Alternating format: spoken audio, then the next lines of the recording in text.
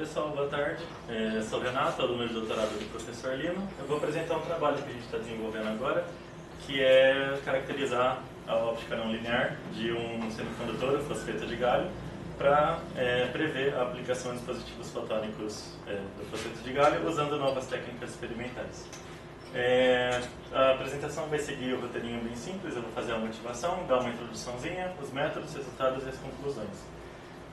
Primeira motivação, a gente já sabe que semicondutores há muitas décadas são amplamente utilizados em dispositivos eletrônicos, optoeletrônicos, todo o nosso celular está cheio deles. Eles apresentam propriedades eletrônicas muito interessantes. E a gente sabe que mais recentemente começaram a surgir muitos estudos em ótica não linear deles. Hoje em dia o pessoal já consegue determinar qual que é a dispersão da refração não linear, da absorção não linear, sobre um amplo espectro, tanto teoricamente, experimentalmente. E nesse trabalho aqui a gente quer justamente estudar qual que é a dispersão dessa refração não linear, da absorção não linear, mas também preocupado com qual que é a origem desses efeitos, como que a gente pode utilizar da polarização e de outros parâmetros do laser para conseguir discriminar esses efeitos e caracterizar eles de uma maneira um pouco mais precisa, sabendo realmente se eles são úteis para a aplicação de dispositivos fotônicos. A gente vai estar usando o fosfeto de galho porque ultimamente ele tem sido bastante estudado, seja com aplicações em chaveamento puramente óptico, seja já utilizado em fotônica integrada e realmente é um material bem promissor nessa área.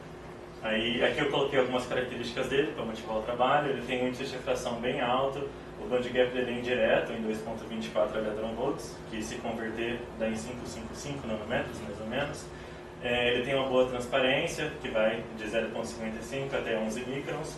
Ele tem uma simetria cristalina já bem estudada e bem interessante, que é do tipo cúbica zinc blend. As não linearidades tanto de segunda e tanto de terceira ordem, aqui eu vou falar só das de terceira, mas elas são bem altas. Como eu já falei, ele é bem promissor com a fotônica não linear integrada e utilizado em dispositivos de chaveamento óptico. Agora, partindo de uma introdução teórica bem simples, para o pessoal que não tem muito contato ainda com a área, a gente trabalha na óptica não linear. A ideia é que a gente vai estar usando esses pulsos laser muito intensos, e você vai usar um campo elétrico tão grande que ele é capaz de perturbar o seu sistema ali, e para você entender o sinal que o seu laser está causando no material, você precisa expandir a polarização uma série de potências, e cada um desses termos do campo elétrico vai representar diferentes efeitos. Então, na terceira ordem, a gente vai estar interessado no efeito Kerr, que ele vai dizer que a nossa refração vai depender da intensidade, e a gente vai querer caracterizar essa refração não linear, que depende do Q3, que seria a susceptibilidade elétrica não linear de terceira ordem. Esse daqui é um tensor, é uma entidade matemática aqui bem complicada, tem 81 termos. Porém, se a gente está estudando materiais isotrópicos, onde não importa qual que é a direção do campo que a gente está aplicando, a gente pode reduzir 81 termos de um tensor complicado para apenas 2 termos. E aí o interessante de eu estar mostrando isso aqui é que as técnicas experimentais que a gente usa utilizam desses 2 termos do tensor para conseguir discriminar quais são os efeitos. Porque a refração não linear ali que você pode estar medindo no seu experimento pode ser uma mistura de efeitos orientacionais moleculares, por exemplo, se você está medindo solventes, soluções, basicamente você vai estar incidindo o seu campo elétrico e vai existir um delay, que o seu campo elétrico, seu pulso laser geralmente é de 20 segundos, mas em picos segundos as moléculas ali podem estar se orientando de acordo com o campo e isso está mudando a polarizabilidade do meio, então acaba sendo uma contribuição que entra dentro da refração. Os efeitos eletrônicos não ressonantes, que é o que a gente mais está interessado, que é esse efeito instantâneo, que realmente vai ser usado para o chaveamento óptico, que seria justamente a distorção da nuvem eletrônica dessa maneira não linear, causada pelo campo muito forte, e os efeitos térmicos, que basicamente vão estar presentes em todos os experimentos e muitas vezes a gente quer evitar eles porque eles vão significar uma perda no nosso sistema. E aí, dependendo desses 2 termos do tensor, que são os únicos termos não nulos e diferentes, a razão deles vai indicar qual que é o efeito para a gente. Se a razão for igual a 6, a gente vai ter um efeito dominante mais orientacional. Se o B for igual a A razão é mais próxima a um efeito dominante eletrônico, que é o que a gente quer. E se o B for igual a 0, a gente vai estar com um efeito térmico. Além disso, a gente pode, em terceira ordem, também estudar a absorção de 2 fótons, que é o análogo. A absorção vai depender da intensidade também. E ela vai depender, o coeficiente de absorção de 2 fótons, desse mesmo tensor de Q3, só que agora da parte imaginária dele.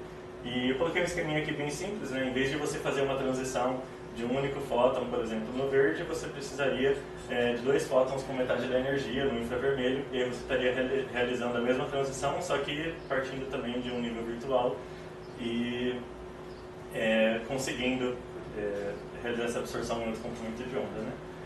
E, bom, a nossa ideia aqui está se perguntando, beleza, a gente já conhece essas técnicas experimentais que a gente usa, que vão depender desse CIC3, ele já tem os processos da transição eletrônica bastante estudados, só que para semicondutores a gente tem diferentes simetrias, a gente pode ter diferentes cortes, você pode estar usando diferentes cristais semicondutores e incidindo a luz em diferentes planos cristalográficos, dependendo da simetria, dependendo do corte. E a gente se pergunta quais termos de Q3 que a gente estaria acessando nesse caso. Porque para materiais isotrópicos seria mais simples, a gente tem esses 2 termos já bem estudadinhos, mas para o semicondutor é mais complicado, porque a gente tem uma anisotropia no nosso sistema e muito mais termos desse Q3 vão estar participando, não só esses 2.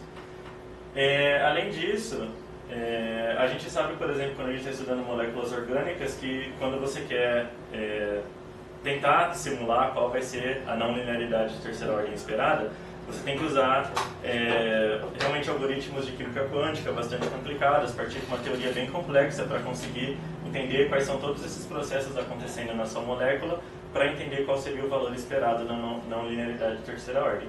Para semicondutores, o sistema também é bastante complicado, só que a aproximação que a gente vai usar aqui é um pouquinho mais simples, no sentido que a gente vai considerar uma banda de valência, uma banda de condução, e vai estar usando um modelo de 2 bandas parabólicas, e entendendo essa transição a partir somente dessas 2 bandas. Então seria o caso de existe uma energia de gap entre as 2 bandas, você está incidindo com a energia do seu fóton, isso pode fazer com que haja a transição e depois existe um tempo para esse elétron decair e encontrar o buraco aqui.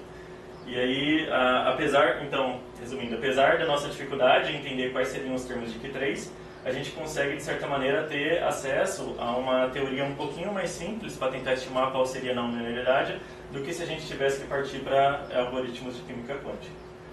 E aí, para conseguir ter uma ideia de quais seriam as não linearidades, a gente usa a relação de Kramers-Kronig.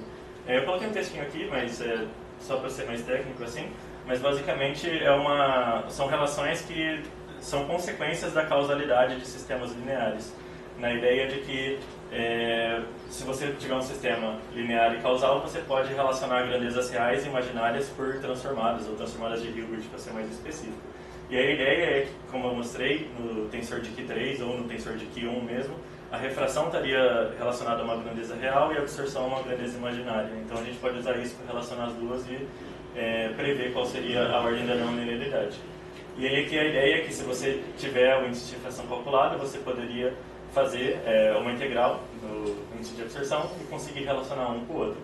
E aí isso daqui eu tirei do Boyd, basicamente é essa relação de Kramers-Kronig que dá esse formato típico que a gente vê nas curvas, por exemplo, aqui da parte real do Q1 para a óptica linear e a parte imaginária que seria a absorção. E aí para a óptica não linear é um pouquinho mais complicado, porque apesar da causalidade ainda ser respeitada, a gente não tem mais um sistema linear. Então, o que geralmente foi proposto nas últimas décadas foi considerar que o novo sistema linear tem também uma perturbaçãozinha, e que é aqui, esse zeta aqui. E aí a ideia é você tratar essa perturbação como sendo virtual e entender ela como, assim, se você tratar como sendo uma perturbação virtual, você pode entender como se fosse a ação de 2 fótons, né, por exemplo, um experimento não degenerado. E nesse experimento não degenerado, você conseguiria relacionar qual a diferença na refração e a diferença na absorção, e aí você meio que conseguiu linearizar seu sistema para fazer o Kramers-Kronig.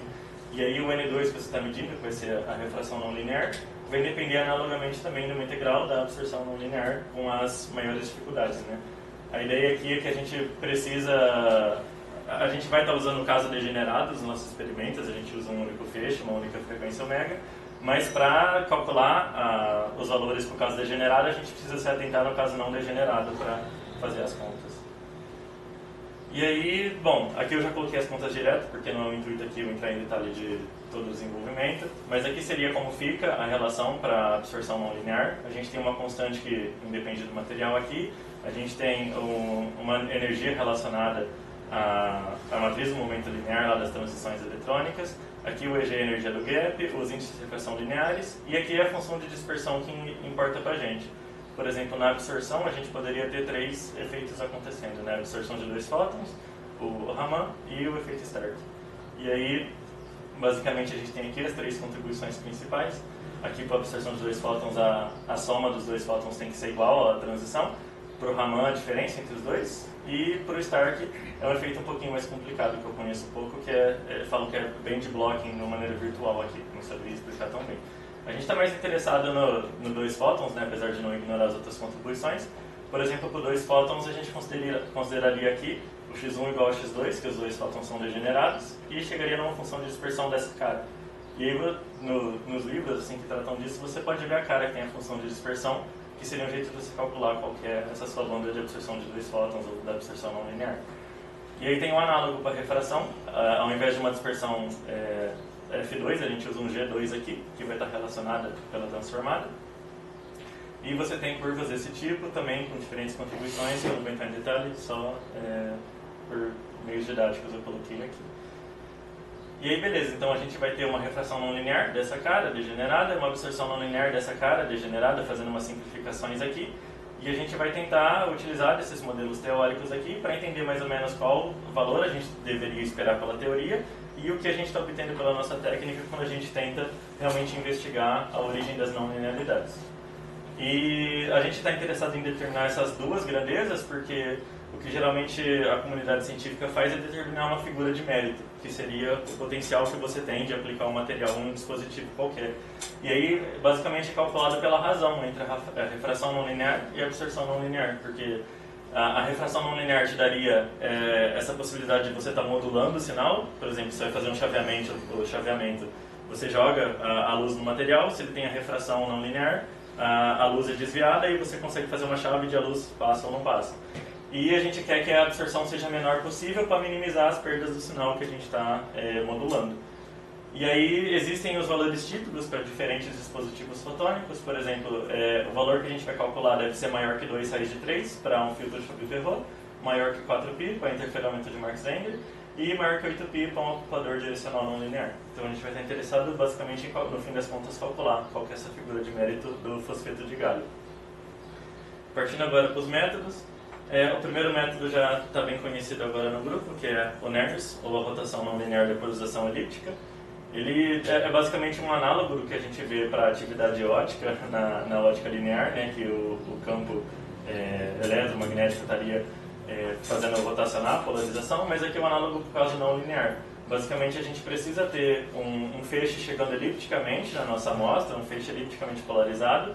Quando a amostra está perto do foco, quando a gente tem uma intensidade muito grande, ocorre a óptica não linear, esses efeitos que dependem da intensidade, e isso faz com que a polarização elíptica seja rotacionada.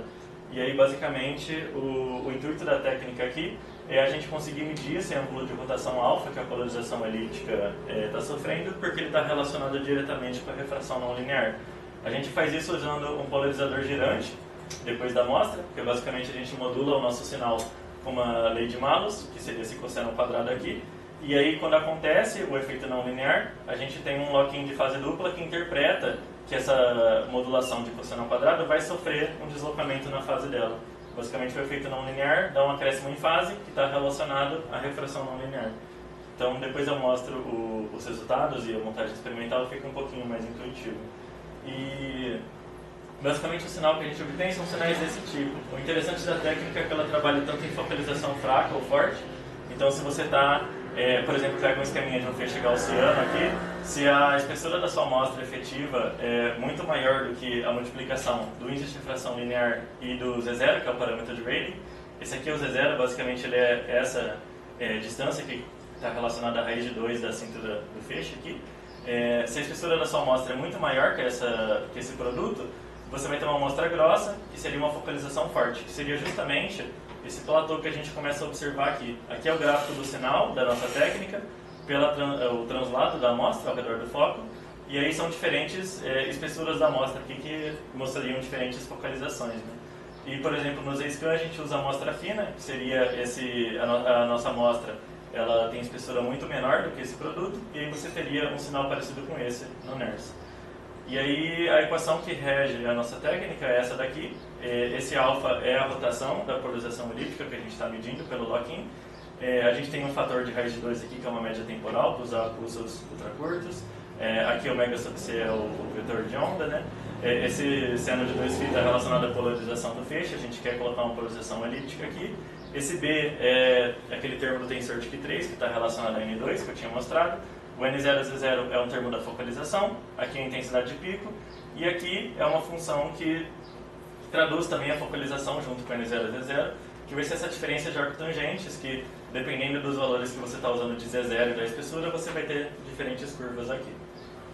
Além disso, a gente já brincou também com o NERS para absorção. Basicamente, como a gente usa o lock-in de duas fases, a gente está obtendo tanto o deslocamento da fase causado pelo efeito não linear, como também a gente consegue estar medindo a transmitância, que estaria relacionada à absorção não linear. Então, usando as mesmas equações que a gente usa para o Z-scan, a gente, em anos passados, mediu soluções de corantes e a gente pegava em amostra grossa os sinais da transmitância e convertia na absorção não linear também. E aí a técnica é essa, a gente vai estar usando o laser carbide no infravermelho, no 1030. O 1030 ele corresponde a aproximadamente 0,54 da energia dividido pela energia do gap do GAP, ou seja, o gap do GAP é 2,24 eletronvolts. Se você converter 1030 nanômetros em eletronvolts e dividir pelo 2,24, você teria que basicamente você está aqui na metade do gap. E a gente usa um pulso de 200 e pouco femtosegundos e a taxa de repetição de 60 kHz. A gente variou a taxa de repetição para verificar se tinha um efeito térmico. A gente viu que em 60 kHz estava seguro de fazer os experimentos e acabamos usando ela porque dava um melhor sinal ruído e também porque o 1 kHz do carbide nesse comprimento de onda está com algumas dificuldades. E aí, mostrando a técnica de novo, aqui a gente tem o laser, a gente coloca logo uma lâmina de lambda sobre 4 aqui para gerar a polarização elíptica, para que a rotação não aconteça. Você tem duas lentes aqui que colimam a luz na amostra e colimam a luz no detector. A nossa amostra vai ser um cristal de GAP, é um single crystal. Ele tem um corte 1,00 e uma espessura de meio milímetro. Eu vou mostrar depois uma foto maior. Mas basicamente tem 1 centímetro esse cristalzinho e a espessura é meio milímetro. E aí a gente vai estar fazendo a translação aqui no eixo Z, pegando longe e perto do foco, para ter uma referência da não linearidade acontecendo. E além disso a gente vai estar rotacionando aqui o ângulo do cristal, que a gente chamou de ângulo azimutal. Porque a gente quer ver o que acontece se a gente incide com diferentes orientações cristalinas. E aí a gente tem o polarizador girante para gerar a modulação e o lock-in de duas fases para realmente estar medindo a rotação da polarização. Bom, a outra técnica que a gente vai usar é o Z-scan, mas é o Z-scan resolvido em polarização. Falando rapidinho do Z-scan, também é bem conhecido aqui. A gente tem de novo a translação da amostra ao redor do foco. A diferença aqui é que o efeito do Z-scan é um efeito de autofocalização, um efeito de... O material vai ter uma lente induzida nele próprio. A ideia é que perto do foco você vai ter um perfil de índice de refração. Além do índice de refração depender da intensidade, ele depende também do perfil espacial do modo do seu feixe. Então, se a intensidade está chegando na amostra e é uma intensidade gaussiana de um feixe gaussiano, nas beiradas aqui da gaussiana você teria menos intensidade e na parte central da gaussiana mais intensidade. Então isso gera meio que um perfil de índice de refração na sua amostra que corresponde a uma lente. Então você chega com uma frente de onda aqui gaussiana, que aproximadamente seria plana, quando chega na amostra você tem uma lente induzida e aí você converge ou diverge o feixe, que é o que acontece aqui na medida. A transmitância deveria ser 100%, mas por causa desse efeito de lente você tem um aumento, uma diminuição, ou uma diminuição e um aumento do seu efeito, e aí você relaciona essa mudança na transmissão com a refração não linear. O que a gente faz é fazer uma brincadeira de fazer medidas resolvidas na polarização, porque a gente usa um modelo teórico aqui do Z-scan, que considera um Z-scan da autofocalização assim, clássica, né, de efeitos eletrônicos e orientacionais ali da amostra, mas a gente pega um terminho também para estar levando em conta uma possível lente térmica que está acontecendo aqui, que depende de propriedades térmicas do material.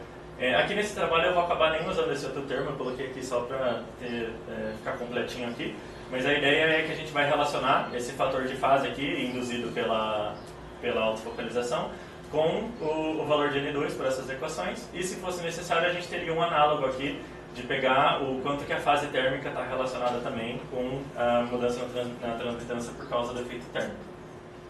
E aí depois eu mostro, mas a gente tem a gente pode usar diferentes polarizações. que aí basicamente o valor que a gente está pegando de fase muda com a polarização linear e circular e a gente consegue saber qual efeito está acontecendo. Além disso, a gente usa o Z-scan absortivo também, que seria a mesma coisa, mas a gente acrescenta uma lente depois da amostra para estar coletando toda a luz. E aí, conforme a amostra é transladada, no foco a gente tem aqui o efeito da absorção não linear e mede qual seria a mudança na transmitância. E aí, as equaçõezinhas, a gente calcula o coeficiente de absorção de 2 fótons.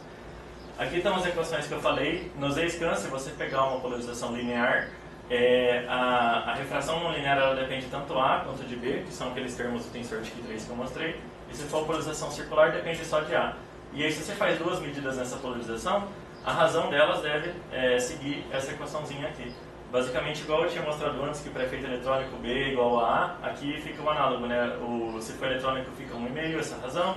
Se for orientacional, 4. E se for térmico, seria igual a 1, porque o B fica igual a 0. E a gente sabe que a transmitância que a gente está medindo, a diferença dela por causa do efeito, é proporcionalmente à refração.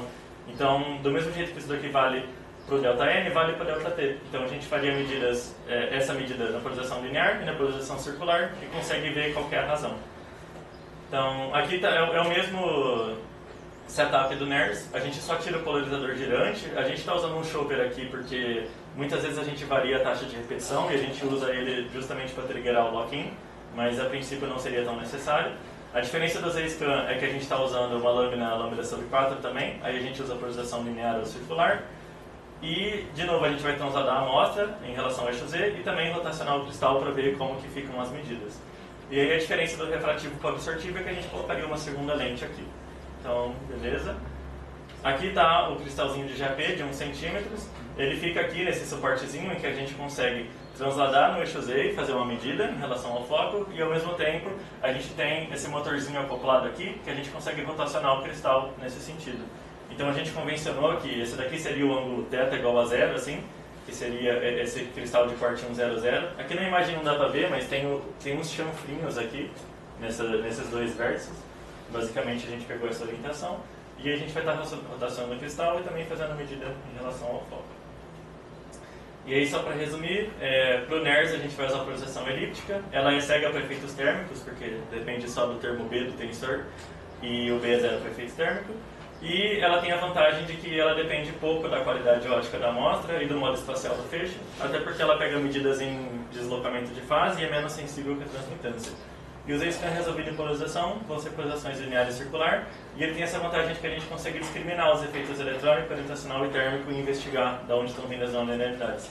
O problema dele é que a gente precisa de um bom feixe gaussiano, e o Carbide consegue fornecer, e a gente tem que medir em diferentes posições da amostra, porque algumas imperfeiçõezinhas da amostra causam desvios na transmitância que são muito sensíveis. E aí, partindo para o resultado finalmente, primeiro a gente faz uma calibração com o SF6. O SF6 é um vidro de calibração da Schott bem conhecido. O valor que a gente usa, aqui próximo de 1030 nanômetros, é de 1,6 10 a menos 19 metros quadrados por watt, que basicamente dá 16 10 a menos 20. A sílica geralmente é de 2 a 3 10 a menos 20, então esse daqui seria umas 6 vezes maior assim que a sílica. E para o SF6 a gente faz medidas tanto da rotação não linear da polarização elíptica, tanto do Z-scan, para a gente dar uma caracterizada em realmente qual que é a duração do pulso, a potência, o W0, né, a cintura do feixe. E, enfim, nessas três medidas, né, a gente usou o N2 de 16 vezes 10 a menos 20, ele fita bem as curvas. A gente tem para o NERSC aqui a polarização elíptica e para o Z-scan a polarização linear e circular. E a gente vê que para o Z-scan, realmente, se você pegar a razão dessas duas curvas, dá 1,49, que seria muito próximo de 1,5. Então, beleza, o SF6 é uma boa referência, ele está pegando só efeitos eletrônicos. E eu não coloquei aqui, mas a gente não observou absorção em nenhuma dessas duas técnicas para o SF6. Então, ele não absorve em 1030. Bom, começando pelos resultados do NERSC. Essas aqui são medidas no GAP. Aqui eu estou variando o ângulo do cristal. Então aqui seria o ângulo zero do cristal, 10, 20, 30, 40, 50. A gente vê que conforme eu estou variando, rotacionando o cristal, a polarização elíptica do NERSC está interagindo diferente com a orientação cristalina do meu cristal que está rotacionado. E a gente achou muito interessante esse efeito, porque a gente está tendo basicamente uma modulação do nosso sinal aqui. Esse aqui é o mesmo comprimento de onda, a mesma polarização, eu estou basicamente só rotacionando o cristal. Aí eu faço uma medida em relação ao eixo Z, rotaciono o cristal, faço outra medida, rotaciono o cristal e beleza. Se a gente pegar o máximo de todos aqueles pontos, a gente calcula o N2. O N2 ele é dado a ordem aqui de aproximadamente 1.5 a 4.5, 10 a menos 18. Pela teoria que a gente usa no Kramers-Kronig, a gente consegue fitar razoavelmente bem os resultados com o valor de 3.3. E aqui que é o interessante do trabalho, se a gente pegar a teoria do Kramers-Kronig geralmente utilizada, a gente não está levando a anisotropicidade do cristal, da polarização, em conta. E aqui nesse trabalho a gente viu que a rotação do cristal, a gente está basicamente oscilando entre valores aqui que ficam próximos ao valor que é esperado pela teoria. E o legal é que a gente pode inclusive fazer essa medida de maneira mais rápida. Se a gente só faz uma medida em relação ao eixo Z, acha o foco e só rotaciona o cristal sem mexer mais no eixo Z, a gente consegue ter uma medida que, assim, tem muito mais incerteza que essa, mas a gente consegue pegar o perfil todo de 0 a 360 graus, assim, e a gente vê essa modulação senoidal do nosso sinal. E o legal é que para absorção a gente fez a mesma coisa, né, por NERS. Os sinais ficam mais feios, porque eu vou explicar depois, né, mas a gente acredita que está pegando um artefato quando a gente mede a absorção não linear pelo NERS. De novo a gente faz a rotação do cristal, pega esses sinais um pouquinho mais ruidosos, e a gente tem de novo um valor que varia senoidalmente com a orientação cristalina. E aqui eu falo também possivelmente a gente está medindo o artefato, porque o valor esperado está bem abaixo desses valores superestimados que a gente está medindo. E eu vou mostrar a comparação com o Z-Scan, que realmente o NERS está medindo a absorção maior que deveria ser. E a mesma coisa, aqui fica bem mais difícil, porque como a transmitância é muito mais sensível, se você tentar deixar a amostra parada no foco e só rodar o cristal, varia muito, alguns pontos ficam muito, alguns pontos aqui ficam muito fora, eu até cortei, algumas diferenças da transmitância chegam a ficar negativo aqui, porque basicamente tem que ser muito sensível, assim. Mas é legal que existe essa possibilidade também. E além do interessante da gente estar vendo uma modulação senoidal, a gente vê que se você compara a refração não linear e a absorção não linear, existe um shift de mais ou menos 20 graus aqui entre elas. Então, além da gente estar observando efeitos aqui que dependem da orientação, a gente vê que a rotação e a refração e a absorção estão um pouquinho defasadas uma da outra. E a gente pegou aqueles valores, tanto da refração quanto da absorção, e dividiu um pelo outro para calcular a figura de mérito. Aqui esses valores 8π, 4π, 2, 3 de 3 são os valores típicos que a gente queria para os dispositivos. Aqui são os pontos que a gente obtém, dividindo o N2 pelo beta e multiplicando por esse fator. E esse tracejadinho vermelho, eu basicamente peguei essas duas senoides e dividi uma pela outra. Seria esse modelinho empírico de que as duas seguem um modelo senoidal, eu dividi um seno pelo outro, só que como elas estão defasadas uma da outra, a gente encontra essa figura de mérito muito interessante, de que basicamente, a cada 90 graus o efeito se repete, mas a gente tem uma regiãozinha privilegiada aqui, que a gente ainda não elaborou, não desenvolveu realmente o que significa isso, mas existe uma região que a gente tem uma figura de mérito alta e outras regiões que o N2 cai e o beta aumenta e a gente tem uma figura de mérito menor. Aí é muito legal esse efeito, eu vou mostrar para o Z-Scan também. Beleza, agora para o Z-Scan. Aqui são medidas da refração do Z-Scan, de novo variando o ângulo do cristal, só que dessa vez, além de variar o ângulo do cristal, eu fazia para linear e para circular. A gente vê que para todos os casos a polarização linear é maior que a circular, como deveria ser, só que o interessante é que além do efeito estar variando com a orientação cristalina, você vê que em algumas medidas a diferença entre o linear e o circular diminui ou aumenta, então a própria razão entre os dois está mudando também. Se eu pegar os valores que eu obti, eu teria de novo uma modulação senoidal, só que dessa vez são valores que variam muito menos do que o NERS. No caso do NERS ia de 1.5 até 4.5, depois eu vou mostrar um do lado do outro. Mas nesse caso vai de 3,5 até 4, e de novo está bem próximo do valor de 3.3 que a gente calculou pelo Kramers-Kronig. E aí, se a gente pega a razão entre o linear e o circular, ela também segue uma modulaçãozinha senoidal. Basicamente a gente esperava que ficasse fixo em 1,5, que seria um efeito eletrônico, só que a gente está dividindo e vendo que as razões estão variando com essa modulaçãozinha, que ainda não sabemos explicar o porquê, mas é bem interessante. Percebi agora que eu estou fugindo da câmera aqui. E aí, agora para o Z-Scan absortivo, a gente coloca a lente para colimar, receber todo o feixe. De novo, tem algumas medidas ainda que é difícil a gente conseguir uma medida boa no cristal, a gente fica variando a posição da amostra, eu tiro bastante média, faço bastante varredura, mas de novo a gente viu uma mudança conforme você está variando o ângulo do cristal.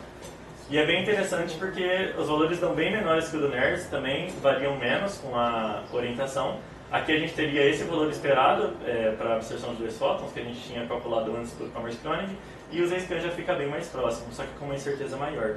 Aí tem toda a discussão se realmente a gente está medindo 2 fótons. Basicamente, a gente acredita que, para o caso do NERSC, como eu ainda vou mostrar, tem um artefato, o valor está superestimado, não é tão confiável, mas o Z-scan é mais confiável, a gente realmente acredita que tem uma absorção não linear ainda rolando aqui, até pela distância que está do gap. Eu fiz medidas em relação à potência, né? Aqui seria o ΔT curvado linear, o Z-scan linear, o Z-scan circular e a intensidade de pico. Então, existe uma reta, assim. Eu fiz para diferentes potências aqui e percebi que o sinal está linear. A princípio, eu não estou pegando nenhum efeito saturado meio maluco aqui, mas ainda são coisas a discutir e investigar mais. E aí, de novo, com o Z-scan, igual no NERSC, a gente viu que a refração e a absorção tem um shiftzinho de também mais ou menos 20 graus, que também fazem com que apareça uma figura de mérito interessante. Aqui as incertezas são maiores, porque as medidas de Z-scan são um pouco mais recentes e são um pouquinho mais difíceis de fazer que as do NERSC, mas como a absorção do Z-scan é menor que a do NERSC e mais confiável, isso joga a figura de mérito para cima. Então, a figura de mérito em todas as orientações cristalinas, ela estaria maior do que o necessário para os dispositivos, e também a cada 90 graus se repete e teria, aqui é menos pronunciado, mas teria uma região de pico que a gente consegue ver, que seria alguns valores que você teria uma figura de mérito menor e alguns valores maior. Beleza, agora eu vou essa parte aqui era para pular. Deixa eu ver, eu tinha colocado o slide oculto. Ah não, disfarça, confundi. Tem resultados do ano passado também. Basicamente, isso agora é parte da minha tese de doutorado. E ano passado a gente tinha feito alguns testes, só medidas em NERSC, mas em função de lambda. Basicamente foi no ano passado que a gente percebeu esse efeito de que a refração e a absorção tinham essa modulação senoidal com a orientação cristalina, e que a figura de mérito, a cada 90 graus, tinha esse pico e essas regiões menos favorecidas.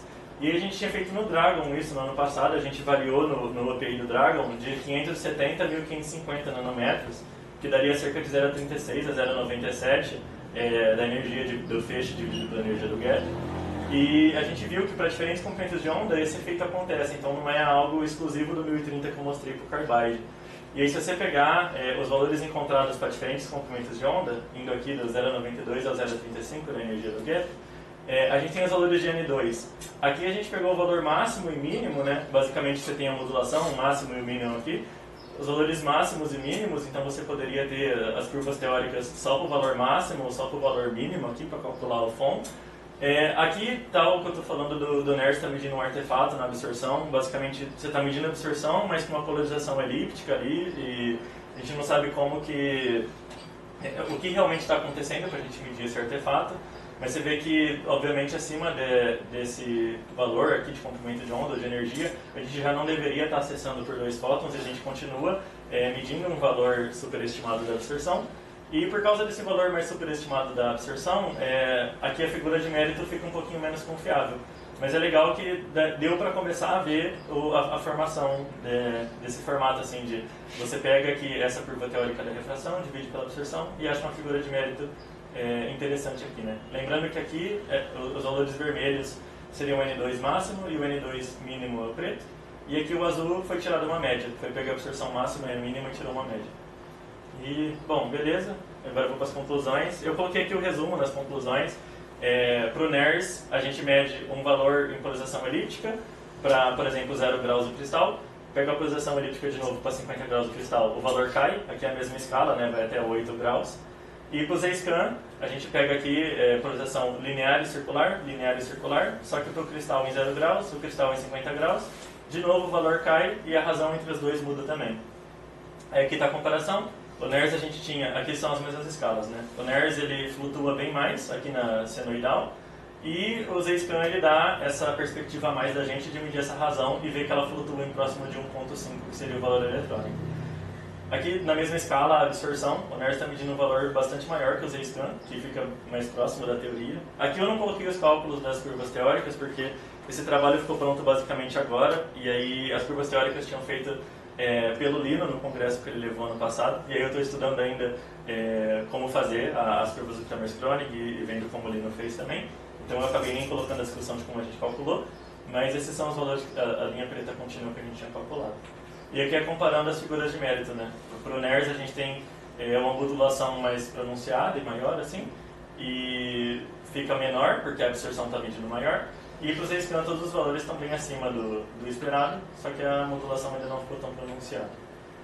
E, bom, beleza. Em resumo, a gente mediu a absorção e refração não linear em 0,54 energia dividida pela energia do gap por fosfato de galho, em função da orientação cristalina e da polarização do laser, usando essas duas novas técnicas.